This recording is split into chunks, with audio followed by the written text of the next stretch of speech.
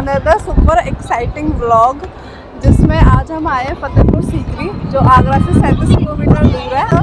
हम यहाँ पर गाइड करेंगे, गाइड के साथ आपको बताएंगे पूरा यहाँ की हिस्ट्री के बारे में। और तो अभी मैं हूँ फतेहपुर, फिर हम जाएंगे इसके बाद सीकरी। तो मैं सारा ब्लॉग आपको गाइड के साथ, तो पूरी जानकारी प्राप्त करने के लिए बने रहिए हमारे ब्लॉग में। तो आपको बताते हैं हम सब कुछ। तो अभी हम जिस दरवाजे से अंदर जा रहे हैं उसको बोला जाता है बादशाही दरवाज़ा। यहीं से बादशाह अकबर अंदर आया करते थे। तो इसके अंदर जाकर हम देखेंगे बाबा सलीम चिश्ती की दरगाह, जामा मस्जिद और उस ज़माने में दुनिया का सबसे बड़ा दरवाज़ा कहलाने वाला बुलंद दरवाज़ा, जहां से आम जनता अंदर आया करती थी। राजा रानी मिनिस्टर सोल्जर रहते थे। ये जगह फतेहपुर होली प्लेस है वॉशू। यह कोई टिकट नहीं है, फ्री है। लेकिन यहाँ जो मेन जगह है ना वो ये है, बाबा की दरगाह है सलीम चिश्ती की। मुगलों में यहाँ बाबर, हुमायूं, अकबर, 3 बेगम थी, औलाद नहीं थी। अकबर बादशाह यहाँ आए, बाबा से दुआ मांगी। जब अकबर को एक बेटा मिला, बच्चे का नाम दिया सलीम, बड़ा हुआ जहांगीर। जहांगीर सारे जहाँ का बादशाह जब अकबर ने बनाया। वो सामने मस्जिद है नमाज़ पढ़ने के लिए, अकबर वहाँ नमाज़ पढ़ते थे, लेकिन अभी लोग प्रे करते हैं। तो ये मेन गेट है बुलंद दरवाज़ा पब्लिक के लिए। एशिया में ऊँचा है, वर्ल्ड में चौड़ा है एंट्रेंस काउंटर। यहाँ से आम जनता आती थी, यहाँ से अकबर यहाँ से निकलते थे, वहाँ सामने प्रे करते। तो ये साइड पे छोटे छोटे रूम दिखता है आपको, ये बाबा की फैमिली के लोग का है। बाबा जी की फैमिली के लोग जिंदा है, किसी का डेड होता है यहाँ कब्र बनाते हैं। अंदर में जो कब्र लेडीज़ का है, बाहर जो कब्र है वो जेंट्स का है। लेडीज़ को ब्रिटिश नहीं करते पर्दे के अंदर में। पर्दा समझते हैं आप लोग? आज के टाइम में लोग कपड़ा डालते हैं, लोग उस टाइम में जाली बनाते हैं। तो अभी भी। और वो जो वाइट वाला मैंने बताया, ये मेन पहले अकबर ने उसको मेन लाल से बनाया, देन चेंज किया वाइट। वो वाइट मार्बल जहांगीर ने बनाया था, लाल है। अकबर को लाल इसलिए पसंद था, तो अकबर के यहाँ से लाल, हिंदी में लड़के को लाल बोलते हैं। जब फिल्म देखी आपने मुगल आजम, अनारकली को दबाल कर चुनवाया, लेकिन उसको चुनवाया नहीं था, यहीं से निकाला। उसकी रियल कहानी थी, अनारकली सलीम से मोहब्बत थी। सलीम अकबर का बेटा था, लेकिन अकबर को पसंद नहीं था एक नाचने वाली गद्दी पर नाच करे। अकबर ने उसको डराया, यहीं से निकाल दिया। तो ये वो टनल है, अभी टूट गया, बंद क्या है, क्लोज का तो यहाँ से आए ऐसी अगर होता है।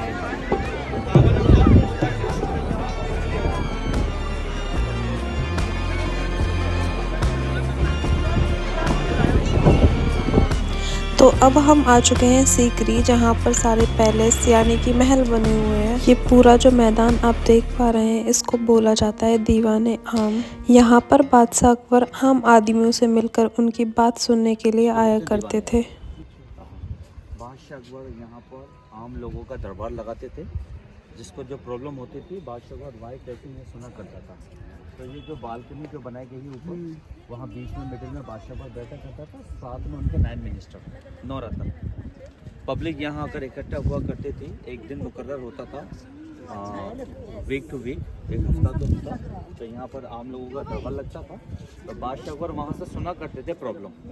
तो उस ज़माने में जो गिल्टी पर्सन होता था, तो सेकंड गार्डन में आप एक स्टोन देख रहे हैं, पत्थर।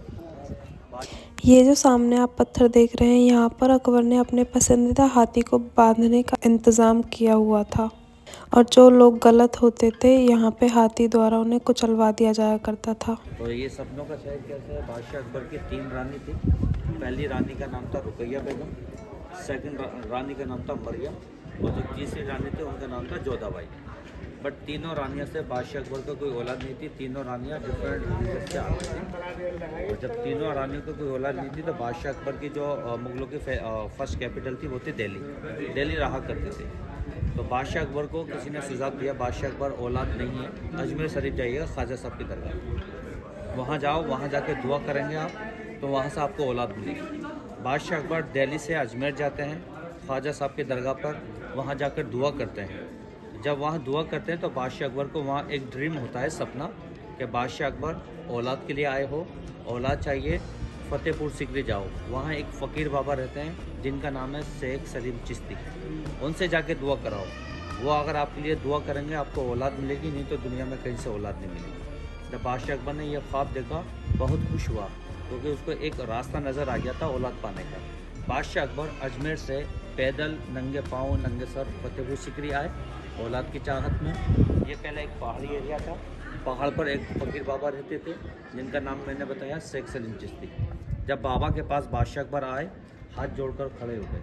हाथ जोड़कर खड़े होने पर फिर अपना इंट्रोडक्शन दिया, अपना पहला आबिदी बताया कि जलालुद्दीन मोहम्मद अकबर मेरा नाम है, मुग़ल सल्तनत का बादशाह हूँ, आप फ़कीर लोग हैं और आपके कदमों में तख्तो ताज पड़े रहते हैं।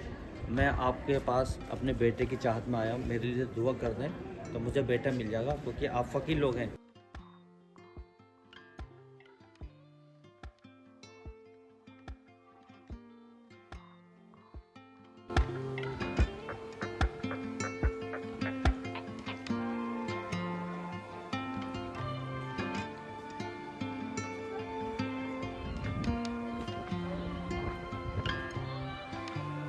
देखिए सर, बाहर से हमने देखा ये डबल स्टोरी नज़र आया, अभी अंदर से आप देखें सिंगल स्टोरी बिल्डिंग है। तो इसी के अंदर बादशाह अकबर नायब मिनिस्टर के साथ में फर्स्ट मीटिंग क्या करते थे। जो मीटिंग होती थी वो ऊपर एरिया में हुआ करती थी। ऊपर जाने के दो रास्ते हैं, एक ये दरवाज़ा है जहाँ से बादशाह अकबर जाते थे ऊपर, सेकंड दरवाज़ा उधर है, वहाँ से नायब मिनिस्टर जाते थे। अभी दरवाजे बंद कर दिए गए हैं क्योंकि बिल्डिंग 450 साल पुराना हो चुका है।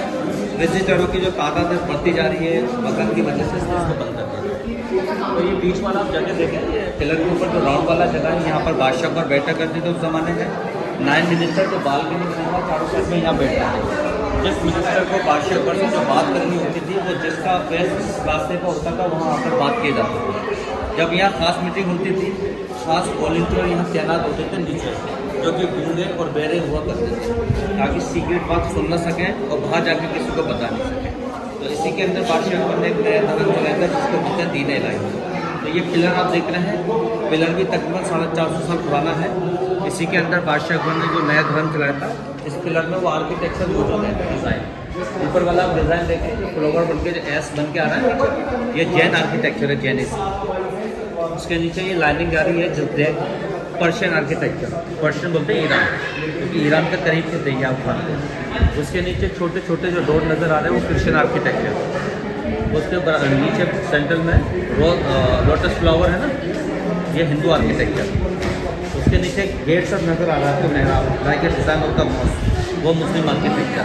और सबसे डाउन में ये जो सुराई बना हुआ है ना, ये मुग़ल आर्किटेक्चर है। मुग़लों के हर बिल्डिंग में आपको ये सुराई नज़र आएगा, पिलर।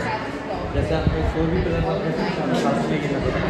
तो इसको बोलते हैं Din Ilahi pillar, parliament house of the emperor.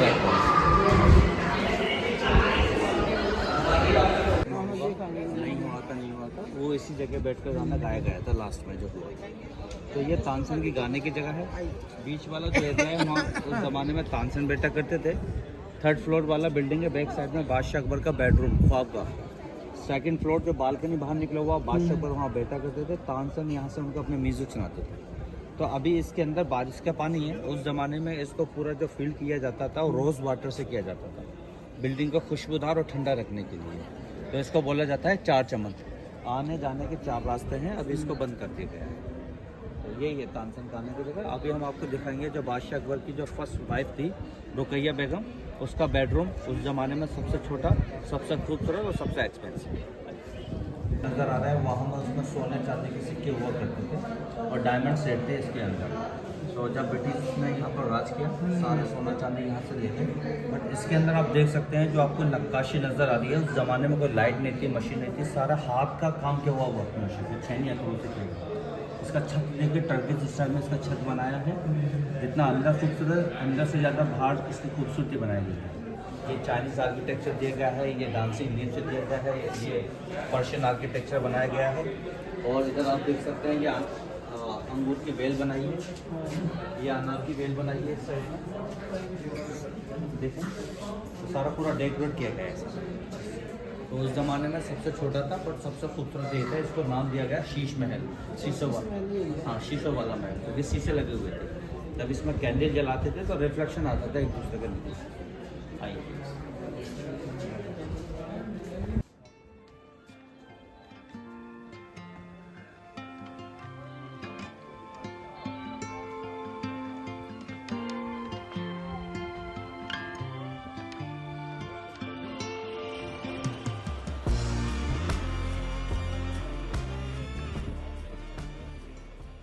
Rajasthani झुमके पहना करती थी। जब उनकी दासी अच्छा खाना बनाती थी, अच्छा खाना बनाने पर ये झुमके गिफ्ट किया करती थी। तो सारे गिफ्टेड झुमके हैं, सबके डिज़ाइन लगभग आपको अलग नज़र आएंगे। 156 टाइप के झुमकों के डिज़ाइन मौजूद है दोनों साइड दीवार। तो यहाँ वेज खाना बनता था, सामने उधर जो प्लेन है वो नॉन वेज की, वहाँ नॉन वेज बनता था सामने।